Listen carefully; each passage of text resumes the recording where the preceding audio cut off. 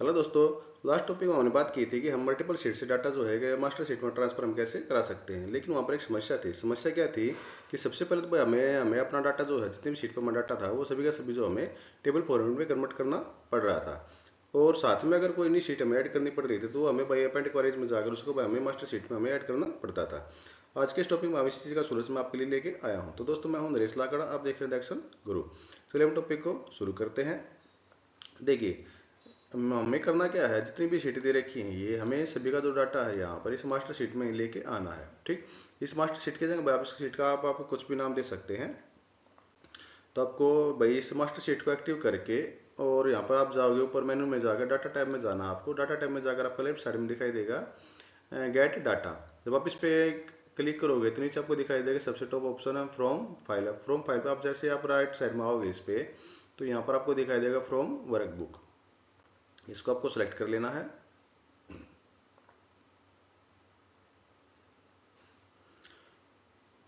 इसे जो है आपको फाइल के लोकेशन पूछेगा, भाई आपको ये फाइल जो आपकी जिस पे आपको डाटा यहाँ पर लेके आना है वो भाई फाइल कहाँ आपके, आप डेस्कटॉप पे मैंने अब अपनी फाइल जो ये सेव कर रखी है, आप अपने लोकेशन को वहाँ से आप दे सकते हैं।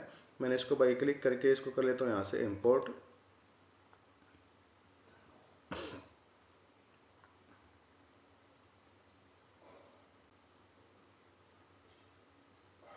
इंपोर्ट करने के बाद भाई ये जो फिल्मी सीटें थी जैसे मंजीत, राकेश, सुमित जैन नीचे दे रखी हैं, सारी की सारी सीटें भाई यहाँ पर आ चुकी हैं। अगर आपको भाई सारी सीटों का डाटा ना चाहे, अगर आपके भाई कुछ सीटों का डाटा चाहिए आपको, तो आप यहाँ पर भाई सिलेक्ट मल्टीपल आइटम को सिलेक्ट करके यहाँ पर उन सीट को यहाँ से आप सिलेक्ट कर सकते हैं। अगर आपको भाई सभी सीट का डाटा चाहिए तो ये जो आपको दिखाई दे रहा है फोल्डर का आइकन आपका, इस सीट पर आप क्लिक करके इस फोल्डर पर आपको यहाँ से आप कर दीजिएगा ट्रांसफॉर्म डाटा पे क्लिक। तो ये जो है आपको भाई पावर एडिटर विंडो पे आपको लेके चला जाएगा।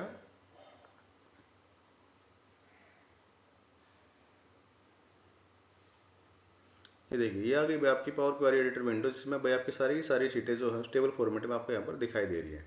सबसे पहला काम तो आपको क्या करना है कि काइंड पर जाकर आपको जो काइंड वाला कॉलम दिखाई दे रहा है ये, इस पर आपकी जो एरो दिखाई दे रहा है इस पर आपको एक फिल्टर अप्लाई करना है, टेक्स्ट फिल्टर। टेक्स्ट फिल्टर में आपको क्या करना है, जो इक्वल टू दिखाई दे रही है इसमें क्लिक करके आपको, और ये जो इक्वल टू इसके सामने वाला जो बॉक्स है इसके ऊपर सामने लिख दोगे आप शीट। जो ये स्पेलिंग में यहाँ पर दे रखी है शीट, ये ही आपको लिखनी है। और शीट का जो है सही कैपिटल आपको रखना है। इसको कर दोगे आप यहाँ से ओके। ठीक है जी। दूसरा क्या है, एक चीज़ और यहाँ पर, अब जैसे टेबल ये दिखाई दे रहा है, टेबल पर क्लिक करना है। टेबल के साइड में जो स्पेस दे रखा है आपको इस पर क्लिक करना है। मैं फिर से रिपीट कर रहा हूँ, आपको इस टेबल पर क्लिक नहीं करना है।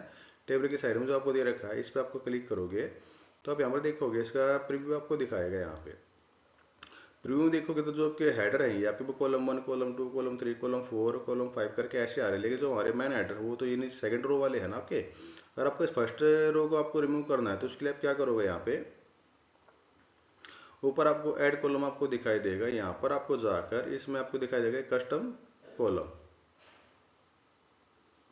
और यहाँ पर आप टाइप करोगे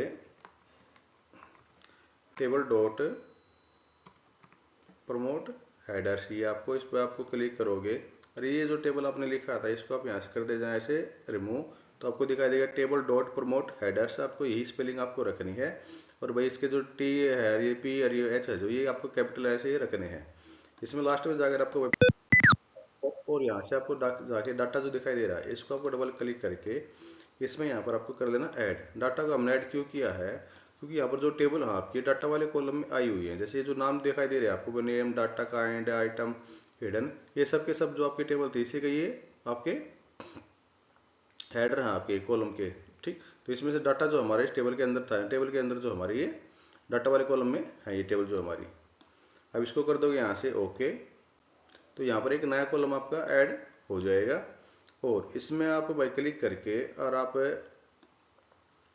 इस कॉलम को, कस्टम कॉलम को, और कंट्रोल के साथ इस जो नेम वाला कॉलम था आपका सबसे फर्स्ट वाला, इसको आप क्लिक करके राइट क्लिक करोगे यहाँ पर और यहाँ से कर दोगे रिमूव अदर कॉलम। तो यहाँ पर आपके सिर्फ दो कॉलम बचेंगे, एक तो कस्टम कॉलम जो आपने अभी बनाया था और एक आपका नेम का जो शीट के नेम थे वो वाला। और यहाँ पर आपको जो नेम वाला कॉलम है इसमें आपको भाई एक फिल्टर अप्लाई करना है। वो फिल्टर कौन सा है, जिस शीट पर आप डाटा चाहते हो कि शीट में मेरा डाटा आए उसको आप यहाँ से कर देना अनटिक। जैसे भाई मेरा यहाँ पर कौन सी शीट थी, मास्टर डाटा मैं चाहता हूँ, तो मास्टर डाटा वाली शीट को मैंने कर दिया यहाँ से अनटिक। इसको मैं कर दूंगा यहाँ से ओके। अब इसका फ़ायदा क्या होगा, जैसे हमने एक शीट को पहले भाई हमने फ़िल्टर अप्लाई किया था, शीट से फ़िल्टर अप्लाई करने का मतलब क्या है आपका, यहाँ पर अगर आप कोई नई शीट ऐड करोगे, ठीक, जैसे मान लीजिए मैं यहाँ पर कोई नई शीट यहाँ पर ऐड करूँगा, तो वो जो है हमारी इस मास्टर डाटा वाली शीट में उसका डाटा जो है ऑटोमेटिक अपने आप ही आ जाएगा। ठीक है जी। और दूसरा अब यहाँ से देखो, जैसे मैं ब्लैंक स्पेस पे यहाँ पर क्लिक करता हूँ टेबल वाले इसमें कस्टम कॉलम वाले पे, तो आप यहाँ पर प्रीव्यू देखोगे जो हमारा कस्टमर कॉलम है ये हमारे अप्लाई हो चुके हैं। जो आपके हेडर थे ये ऊपर ये आ चुके हैं, जो कॉलम 1 2 3 थे वो यहाँ से आप रिमूव हो चुके हैं। अब आपको जो इस कस्टम कॉलम में आपके डबल एरो दिखाई दे रहे हैं, ये इस पर आपको क्लिक करना है तो ये हमारी टेबल जो है यहाँ पर एक्सपेंड हो जाएंगी। इसको अनटिक कर देना और यहाँ से कर देना आप इसको ओके। अब देखिए सारी की सारी जो टेबल हमारी आ चुकी है, जो नेम थे हमारी शीट के जो नेम है ये सबसे लास्ट वाले कॉलम में यहाँ पर ये सबके आ गए हैं। इससे भाई हमें पता चलता रहेगा जो हमारा डाटा आ रहा है वो कौन सी शीट से यहाँ पर आ रहा है। अब लेफ्ट साइड में आपको दिखाई देगा होम पे जाकर आपको यहाँ पर करना है क्या, क्लोज एंड लोड टू पे इस एरो पे क्लिक करना है और नीचे आपको दिखाई देगा क्लोज एंड लोड टू, इस पर आपको क्लिक कर देगा तो एक्सपोर्ट की हमारी एक विंडो ओपन होगी यहाँ पर इंपोर्ट की। अभी डाटा जो हमारा भाई कहाँ चाहिए, मुझे इस एग्जिटिंग शीट में चाहिए। टेबल को आपको क्लिक करके रखना है ऊपर। एग्जिटिंग शीट में भाई आपको कहाँ चाहिए, इस फर्स्ट सेल पे मैं क्लिक करके यहाँ से कर दूंगा इसको ओके।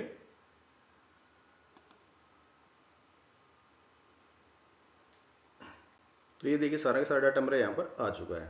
अब एक चीज़ और देखिए, जैसे मान लीजिए मैं इसको यहाँ से अभी मैं इसको कॉलम की विड्थ को जो है यहाँ से थोड़ा एक्सपेंड कर लेता हूँ यहाँ से और मैं इसको कर देता हूँ ओके। और इसको मैं जैसे देखिए रिफ्रेश करूँगा, इसको सेव करते हैं पहले।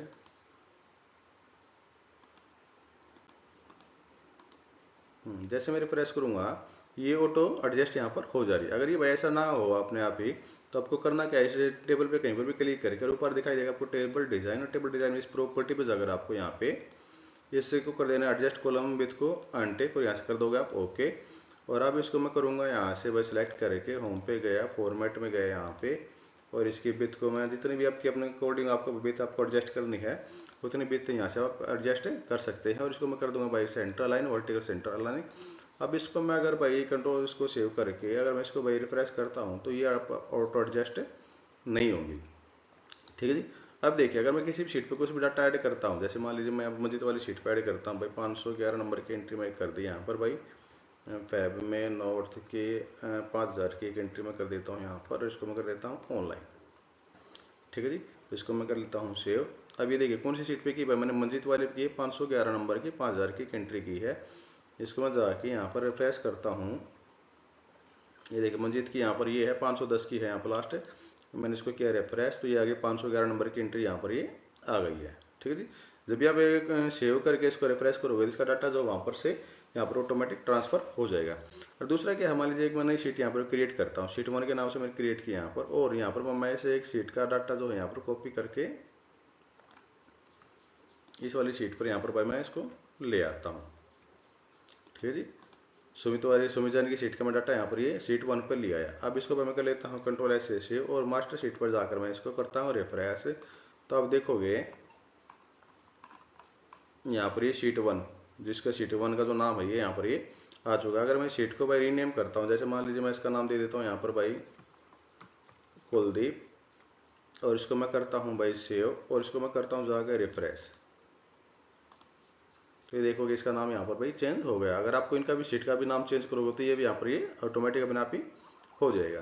तो दोस्तों ये था आज का टॉपिक जहाँ पर हमने सीखा है कि हमें अपने मल्टीपल शीट का डाटा जो है कि मास्टर शीट में ट्रांसफर कैसे करा सकते हैं, और साथ में अगर आप कोई न्यू शीट ऐड करते हैं तो उसका डाटा बेस के अंदर ऑटोमेटिक अपने आप ही आ जाएगा। जैसे आपको करना क्या है, सेव करना डाटा को, फिर इसको भाई मास्टर शीट को जाकर आपको रिफ्रेश करना है तो यहाँ पर डाटा ऑटोमेटिक अपने आप रिफ्रेश हो जाएगा।